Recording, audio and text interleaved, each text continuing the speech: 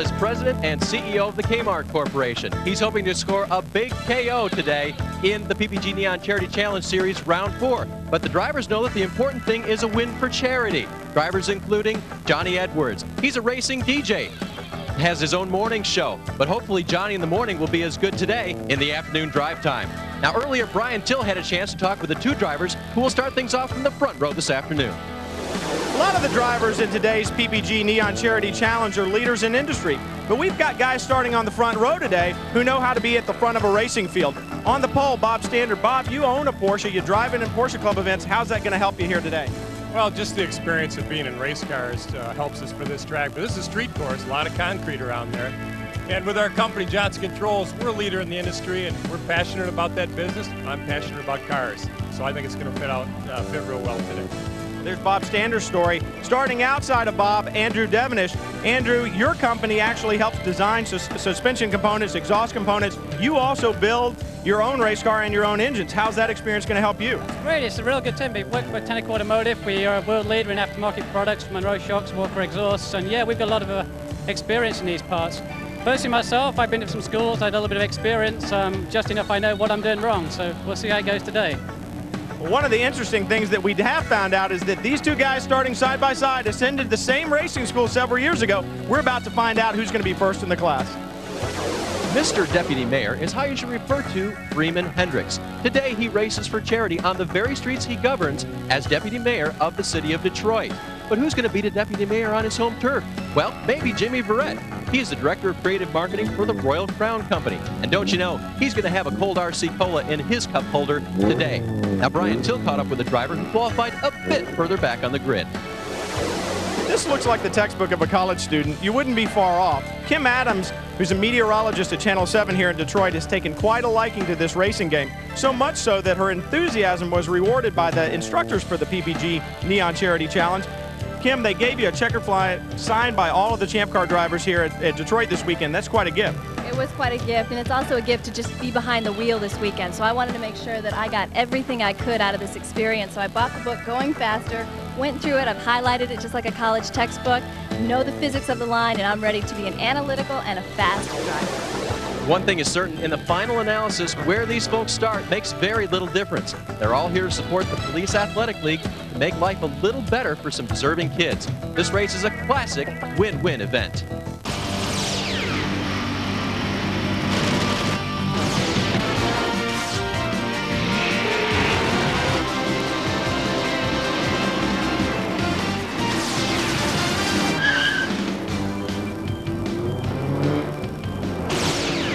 Hello everyone and welcome to beautiful Belle Isle in the Detroit River and the conclusion of this year's enormously successful PPG Neon Charity Challenge.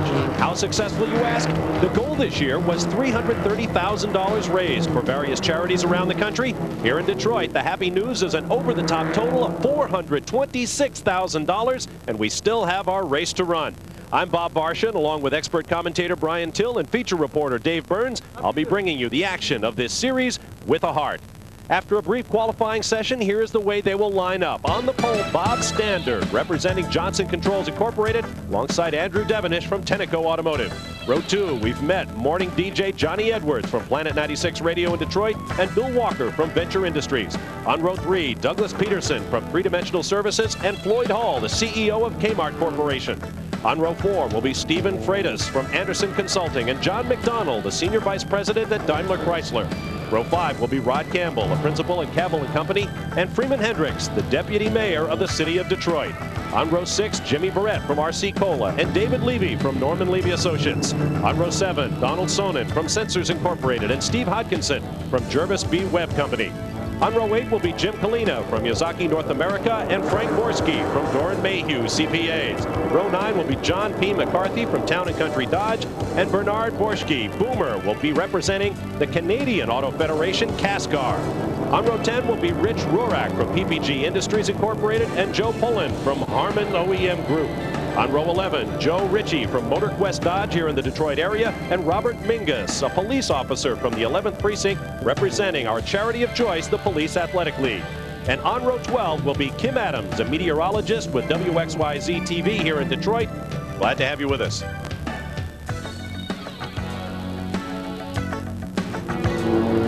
have a couple of onboard cameras in our field.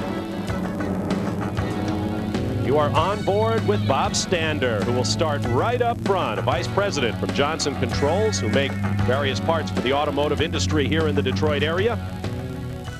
Also carrying an onboard camera today will be John McDonald, who is not only a senior vice president for sales and service at Daimler Chrysler, he is also the reigning president of the Police Athletic Leagues. With that business out of the way, the field now makes its way off the final corner here of this 2.361 mile temporary circuit. Got to be just that little bit intimidating for these drivers. Many of them have very little racing experience, and they're about to try to line these pocket rockets up and down the concrete walls of Belle Isle.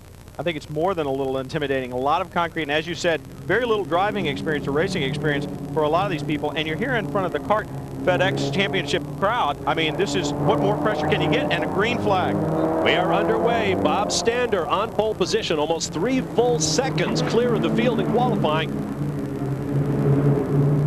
As we go on board, car number 3 with John McDonald. Got a good look at McDonald there coming on to the chute as he heads down towards turn 3 on the racetrack. You got a long straightaway here. The racetrack has changed several years ago. We've got better passing zones now. Long straightaway as we head down into turn 3. Excellent passing zone down here. That is Stander in the lead at the end of what is Central Avenue, day in and day out here on Belle Isle in Detroit. As we go on board now with the pole sitter and race leader, Bob Stander. And this is exactly what Stander wants to see, is this empty racetrack in front of him. He doesn't have to worry about anything but the walls that are out there. He's already been able to pull out a slight lead. Picking up the race for 4th. That's car number 14, Johnny Edwards. Listen to those Goodyear tires wailing. Some great racing going on here. Even though these people don't have a lot of experience, you saw Edwards in the 14 car there.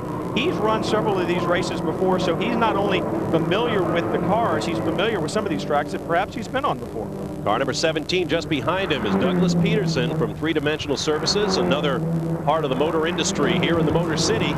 Keep in mind, these are not full-on race cars. They are, however, representative of the latest model of one of the most successful Sports Car Club of America club racers of all time, the Neon. We'll be back to Belle Isle in a moment.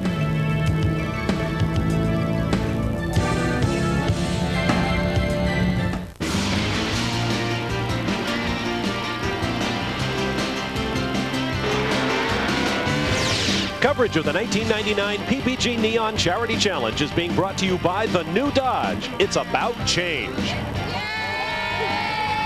Welcome back to Belle Isle. You're looking at some of the true winners of today's PPG Neon Charity Challenge, Detroit area kids who are part of Police Athletic League programs that will benefit to the tune of $258,000, and that is a record for the PPG Neon Charity Challenge. With me is a man who's not only driving in today's race, he's also a senior VP for Daimler Chrysler, and most importantly, president of the Detroit PAL, Mr. John McDonald. John, tell me what this money will do for these kids. This money will not only go into athletics in the Police Athletic League, but it'll also go into academics, which is just as important for these kids. So we are thrilled with this $258,000 donation this year. It's really exciting for us. And we're really glad to be a part of it, too. Thank you, John. Kids, what do you say to Mr. McDonald and the rest of the racers? Well, those kids certainly have a reason to give a big cheer to all of the drivers in this year's PPG Neon Charity Challenge, a tremendous fundraising effort, and it has paid off big time for the various charities benefiting, including this weekend, the Detroit Police Athletic League. Let's see if we can see how far back the second place machine is. Here he comes around the corner. I believe that's the 13th car of Andrew Devenish. He, too, also does some sports car racing, owns a Triumph. Running in third is Bill Walker, the number 25. Then 14, Johnny Edwards. And car number 17, Doug Peterson. What a great battle they've got going on here. These three guys are still kind of hooked up. Once again, don't forget that Johnny Edwards has driven these cars before. He's run these races. Now, is he sitting back kind of saving the car towards the end? I don't think so. He's a pretty aggressive guy. I think he's trying hard.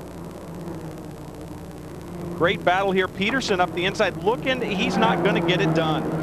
Edwards shuts the door, but Peterson is all over his back bumper. Great racing.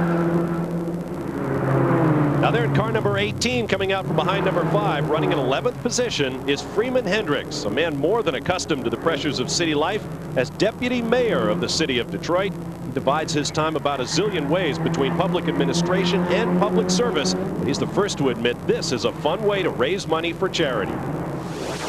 Few deputy mayors can claim an island as part of their city, and even fewer get to race at streets at over 100 miles an hour. But for Freeman Hendricks, deputy mayor of Detroit and Belle Isle, that's exactly what's happening. You're not sending a bad message to your constituents, are you? No, I don't think so, Dave. We're having a lot of fun today. We've got 24 drivers out here. We're going to have 150,000 people come through here at the Grand Prix. This is one of Detroit's premier events, and fortunately, it means about $39 million to our economy. But what's especially important for all of us is that this Neon Charity Challenge is going to make a contribution to the Police Athletic League to some $258,000. And over the past 3 years, it's been about $675,000. And so we say thanks to Daimler Chrysler for the role that they've played. We're about the children of the city of Detroit. And guys like me who choose public service for a profession, we have this foolish notion that we think we can make a difference. PAL is one of the ways that we're able to do that. Well, there's lots of ways that Freeman Hendricks helps the kids here in Detroit. He's also the co-founder of one of the local Little Leagues. Right now, he is a racing driver. And he's in a great battle there with David Levy, and I believe that's car number 5. That's Donald Sonnen from Sensors Incorporated. And what a great battle, one of the closest battles on the racetrack. We've got 3 cars, and the thing that, and a great move there by Hendrick. On the concrete patches, so they're probably getting a little bit better traction here. Yeah, you know, not only are you throwing inexperienced drivers into a racing situation, but you put the concrete walls around them, and also this racetrack is difficult because of all the pavement changes. You see the concrete that's laid in. They're going to come off this concrete onto blacktop, and these pavement changes have an effect on the way the car handles. So these guys have been thrown into the deep end. They've got a lot to learn, but they're doing a great job. Out on the backstretch, you're on board with the leader. We'll be back with more from Belle Isle.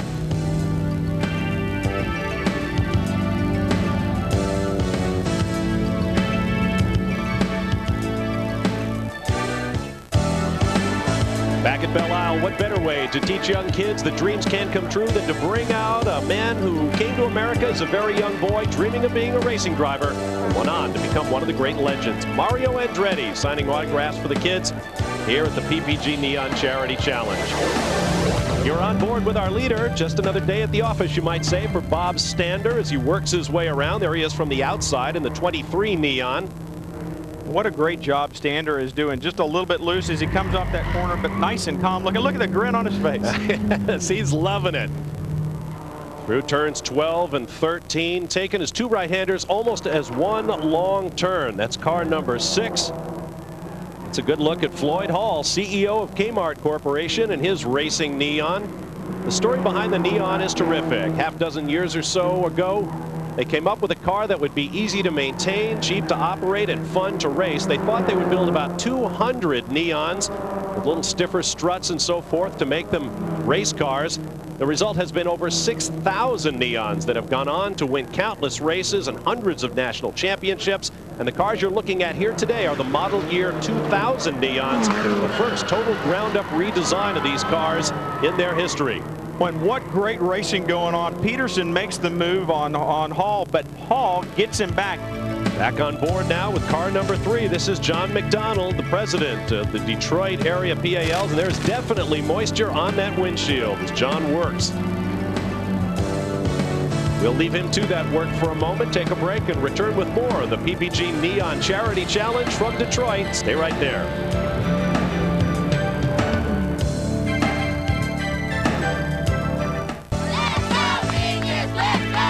Well, there's no question the kids from the Detroit Police Athletic Leagues have their own favorite here at the PPG Neon Charity Challenge. From the Detroit Police Department, Officer of the Year, Robert Mingus. Now, there you see car number 16 sitting forlornly along the wall. It appears that he has had a problem, and here his race is over. That'll be a bit of a disappointment for the kids. Now, moments ago, another car had some problems. Watch the 22 of Stephen Freitas from Anderson Consulting. Ooh. Backed it hard into the concrete. But he did get it off the wall and get it moving again as we pick up the action elsewhere. Yeah, you can see that the track conditions have definitely changed. We've seen a couple of the cars with the windshield wipers on. Now we're taking these first-time drivers, we're putting them on a street circuit, a lot of concrete, and hey, let's throw in some rain too. So these guys are getting it all. We see a couple of strokes of the windshield wipers there. They see the 24 car second in line. Moments ago, he had this little moment on the twisty infield bits here at Belle Isle. That's Steve Hodkinson, Vice President and Chief Financial Officer for Jervis B. Webb & Company. Just came into the little right-hander, got a little bit loose, and then lost it as he started to head back into the left-hander following it. Now just ahead of Hodkinson, you see car number 4. That's an interesting story. The Racing Brothers. That is Frank Borski, representing Doran Mayhew CPAs. He is running 14th right now, and he is a part of the only brother combination in this race. If you like your racing wet on ovals, the brothers Borski can fill your order. Canadian stock car fans might remember the name Boomer Borski from his years as a car owner in the CASCAR series, while his brother Frank is famous for owning boats in the American Powerboating Association. Now, competition still rages in their blood, as you can see, but guys, I understand this kind of thing has been going on in your household for years and years. Frank, didn't you dupe him into racing a tractor in a bad line around the barnyard one day? I was trying to explain where the apex was on the greenhouse, and he missed it and drove into the greenhouse. Boomer, why'd you believe him? You were only 11 years old. He was 16. Well, listen, the older brother is supposed to have the right information.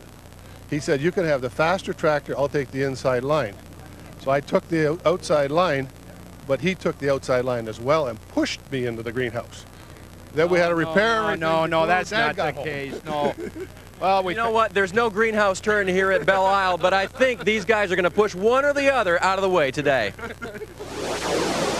And there is the other Racing Borski brother, as competitive a pair of guys as you will ever come across. That is Bernard Boomer Borski, who has done some work with the Canadian Auto Racing Federation, known as CASCAR, C-A-S-C-A-R. He's owned some racing late models and street stocks, and here he is, just getting his own racing itch scratched. He is running well back in the pack right now. Meanwhile, back up front, Bob Stander from Johnson Controls is coming up to lap a couple of cars. I think his first victim will be car number 19, and that is Jim Kalina from Yazaki, North America. They're down here in the Casino Club corners, and this is where we just saw the spin a little while ago. We know that it's slick down there, so he wants to be careful. He's got the lead and pretty handy. And oh, look! Whoa, that's down in turn 3, that high-speed right-hander with Doug Peterson. Yep. He has buried it into the tire wall. Looks like he's going to get it away all right, though. Did we mention these are front-wheel drive cars as you watch the front spin? Car just gets wide, boom, into the tire wall. I mean, he made a good hit there, but I'm impressed with the fact that he's able to back it out. Running 5th when he did it. We get another look at it here. He's just wide of the corner. It's wet. There's not a lot of grip off line. You saw the front tires locked up. They're not going to steer when they're locked like that. Off into the tire wall we go. Keep in mind, these are race cars based on street cars. You get some body roll and you'll lift that front wheel right off the ground, and if that wheel is both steering and a drive wheel, you've got problems when you cut yourself in half in terms of traction and steering. I tell you, these drivers are getting their lessons today. You can't ask for any other better place than to learn these kind of lessons. We've got it all. We've got high speed, low speed, great racing on the racetrack here, concrete walls, rain, you name it, we've got it. Donald Sonnen, car number 5, look down the inside of the 17 of Doug Peterson there. This is what we call the infield portion, the casino corners, very narrow. Once again, notice the pavement changes again through here, Bob. We've got the concrete to the asphalt to the concrete. Back on the asphalt, continuing along the strand. Meanwhile, up front, our leader, Bob Stander, has another car in front of him to lap. They'll be coming out onto the strand of this wide boulevard along the Detroit River. They'll have plenty of room to maneuver. And you can see that Bob is not he's not going to play this too close. He's giving himself lots of room to get by, and he's going to make the run down the back straightaway and into the lead. Nice and calm and relaxed. He takes a glance over his shoulder and says, "Thank you very much. I'll be on my way." I think that was Jim Kalina that he passed. Stander doing just an excellent job here. You know, he has racing experience, but he's never run on a street circuit like this. And once again, this is a big challenge here. Most of the corners are blind. You can see as we come through the corner, you can't really see around the next section of the racetrack. Nice little battle developing here.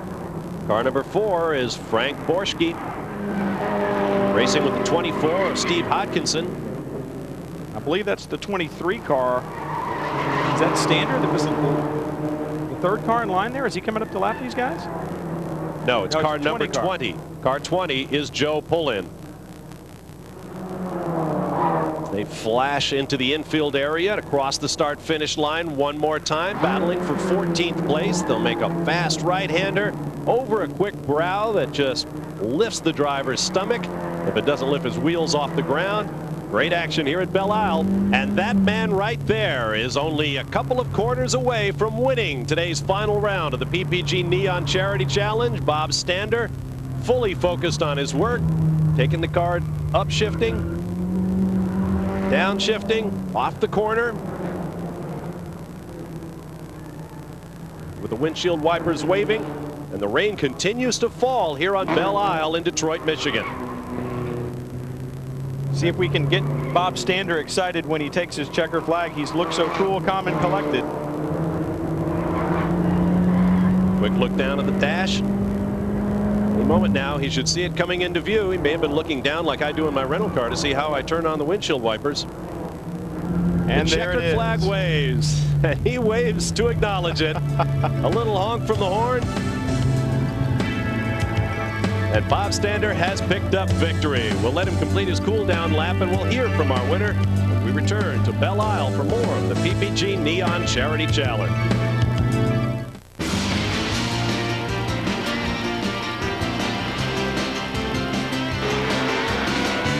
Coverage of the 1999 PPG Neon Charity Challenge is being brought to you by the new Dodge. It's about change. Moments ago on the final lap of today's PPG Neon Charity Challenge, we had an incident down in turn number 12 involving John McDonald, the first to spin. Behind him, Freeman Hendricks and Joe Ritchie. And I think Hendricks and Ritchie got the bad end of that stick. We see it from on board with McDonald. As he approaches the corner, he's on the brakes, he's slowing down for the corner, he starts to turn in, car gets a little loose. He mutters something that I'm not sure we can repeat. You see him look out the side window, and off we go. One of 2 incidents on the final lap for John McDonald. Final results of today's race: victory and domination for our pole sitter Bob Stander, finishing in 2nd place as he started. Andrew Devenish in 3rd, Bill Walker. 4th was Johnny Edwards, and 5th, Floyd Hall from Kmart Corporation. Now down to victory lane and Dave Burns. And standing down in the rain with me now is Bob Stander. And Bob, I guess the only question that we had at the end of the thing, with such a smooth drive for you, is did you have any trouble finding the wiper button? Yes, I put it on delay though, because it wasn't too much rain until about the end, but pushed hard in the beginning to make sure that we could keep the lead. And no problems at all on the track for you today? No, not really. I tried to slow down a little bit and smooth it out today. Yesterday was a little bit more exciting from a wall standpoint, but just tried to be smooth and bring it home for Johnson Controls and the PPG challenge here with the Daimler Chrysler Neon. It's just a great cause for PAL, and just happy to be a part of it. Thanks again, Dave. The rain is increasing as it has throughout the race, and that has certainly made things interesting for all of our participants in today's Detroit round of the PPG Neon Charity Challenge. We thank you for being with us throughout the series. I'm Bob Barsha for Brian Till and Dave Burns. So long from Belle Isle in the Detroit River. This has been a presentation of ESPN, the worldwide leader in sports. For more, log on to ESPN.com, a part of the Go Network, go.com. So long, everyone.